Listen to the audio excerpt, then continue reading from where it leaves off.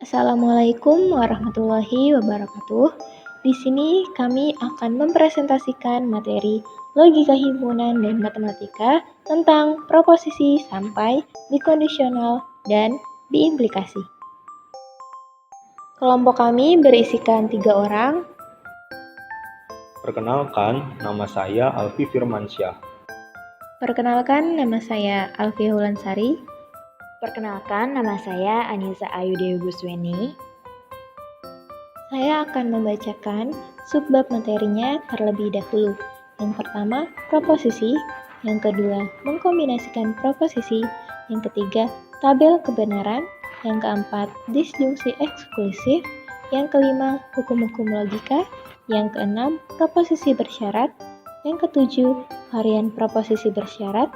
Dan yang kedelapan, bikondisional dan biimplikasi.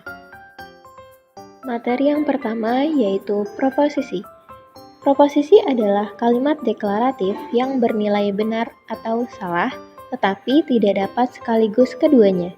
Kebenaran atau kesalahan dari sebuah kalimat disebut nilai kebenarannya. Perhatikan contoh-contoh kalimat berikut ini. Semuanya merupakan kalimat proposisi. Proposisi A dan B bernilai benar. Tetapi proposisi C salah karena ibu kota Jawa Barat adalah Bandung. Proposisi D dan E memang tidak dapat langsung ditetapkan kebenarannya, namun proposisi tersebut tidak mungkin benar dan salah sekaligus. Kita bisa menetapkan nilai proposisi tersebut benar atau salah. Proposisi F bisa benar atau salah karena sampai saat ini belum ada ilmuwan yang dapat memastikan kebenarannya. Materi yang kedua, mengkombinasikan proposisi. Misalkan P dan Q adalah proposisi. 1. Konjungsi P dan Q dinyatakan dengan notasi P konjungsi Q adalah proposisi P dan Q.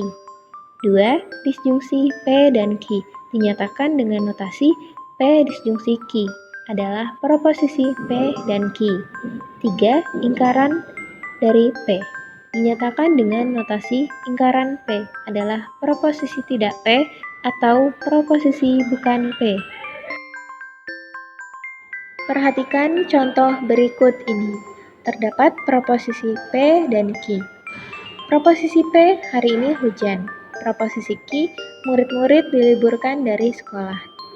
Proposisi P, konjungsi Q, hari ini hujan dan murid-murid diliburkan dari sekolah.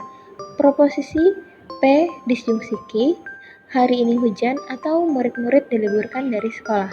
Proposisi negasi P, tidak benar hari ini hujan. Atau dalam kalimat lain, hari ini tidak hujan. Materi yang ketiga yaitu tabel kebenaran. Misalkan P dan Q adalah proposisi. Yang pertama, konjungsi P, konjungsi Q bernilai benar jika P dan Q keduanya benar. Selain itu nilainya salah. Yang kedua, disjungsi P, disjungsi Q bernilai salah jika P dan Q keduanya salah. Selain itu nilainya benar. Yang ketiga, negasi P bernilai benar jika P salah. Sebaliknya, bernilai salah jika P benar. Di sini bisa kalian lihat tabel 1. Dari ketiga tabel tersebut ada konjungsi, disjungsi, dan negasi atau ingkaran. Perhatikan contoh, jika P, Q, dan R adalah proposisi, bentuklah tabel kebenaran dari dalam kurung P konjungsi Q, disjungsi dalam kurung negasi Q konjungsi R. Di bawah ini terdapat tabel kebenaran proposisi dalam kurung P konjungsi Q, disjungsi dalam kurung negasi Q konjungsi R. Materi berikutnya. Sebuah proposisi majemuk disebut tautologi jika ia benar untuk semua kasus. Sebaliknya, disebut kontradiksi jika ia salah untuk semua kasus. Di bawah ini terdapat tabel 3, tabel proposisi majemuk P disjungsi negasi dalam kurung P konjungsi Q adalah sebuah tautologi. Di sini juga terdapat tabel proposisi majemuk dalam kurung P konjungsi Q konjungsi negasi dalam kurung P disjungsi Q adalah sebuah kontradiksi. Materi berikutnya, dua buah proposisi majemuk P dalam kurung P Q dan seterusnya dan Q dalam kurung P, Q, dan seterusnya disebut ekivalen secara logika. Dilambangkan dengan P dalam kurung P, Q, dan seterusnya ekivalen dengan Q dalam kurung P, Q, dan seterusnya jika keduanya mempunyai tabel kebenaran yang identik. Ingat catatan, ada beberapa literatur menggunakan notasi ekivalen garis 3 untuk melambangkan ekivalen secara logika. Di sini terdapat tabel negasi dalam kurung P konjungsi Q ekivalen secara logika dengan negasi P disjungsi negasi Q. Materi yang keempat yaitu disjungsi eksklusif. Misalkan P dan Q adalah proposisi, eksklusif OR P dan Q dinyatakan dengan notasi P eksklusif OR Q adalah proposisi yang bernilai benar bila hanya salah satu dari P dan Q benar, selain itu nilainya salah. Di bawah ini terdapat tabel kebenaran eksklusif OR. Materi yang kelima yaitu hukum-hukum logika proposisi.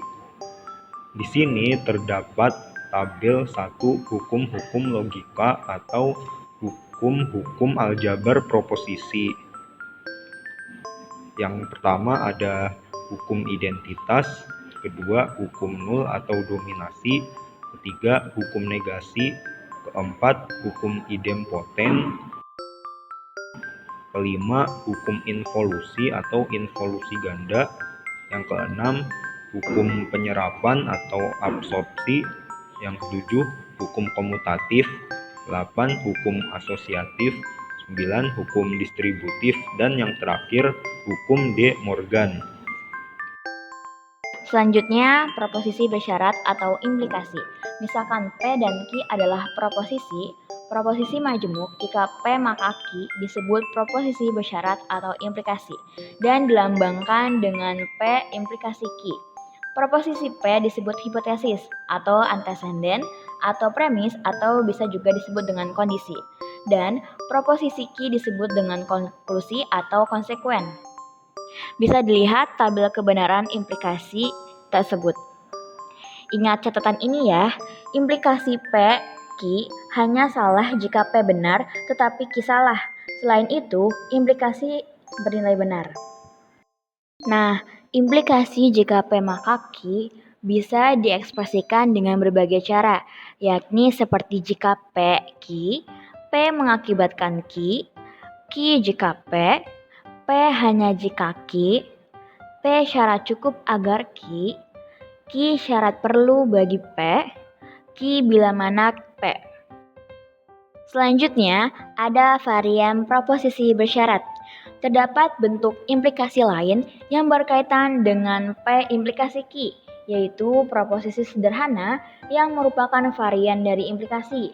Ketiga variasi proposisi bersyarat adalah proposisi asal dari P implikasi Q, yakni ada converse atau kebalikan, yaitu Q implikasi P, lalu ada inverse, negasi P, implikasi negasi Q, lalu ada kontraposisi yaitu negasi Q, implikasi negasi P. Nah, berikut ini adalah tabel kebenaran implikasi, converse, inverse, dan kontraposisi. Dari tabel tersebut, terlihat bahwa proposisi bersyarat P implikasi Q ekivalen secara logika dengan kontraposisinya, yaitu negasi Q implikasi negasi P. Materi yang terakhir ada bikondisional atau biimplikasi. Misalkan P dan Q adalah proposisi majemuk P jika dan hanya jika Q disebut bikondisional atau biimplikasi dan dilambangkan dengan P biimplikasi Q. Nah, di bawah ini terdapat tabel kebenaran dari bikondisional atau biimplikasi. Nah, terdapat sejumlah cara untuk menyatakan biconditional P biimplikasi Q dalam kata-kata, yaitu yang pertama ada P jika dan hanya jika Q, yang kedua ada P adalah syarat perlu dan cukup untuk Q, yang ketiga ada jika P maka Q dan sebaliknya, dan yang terakhir ada P if Q, yaitu P jika dan hanya jika Q. Sekian pembahasan materi tentang logika himpunan dan matematika dari kelompok kami. Semoga presentasi materi tersebut mengenai proposisi sampai dengan biconditional atau biimplikasi dapat memberi manfaat untuk kita semua. Terima kasih. Wassalamualaikum warahmatullahi wabarakatuh.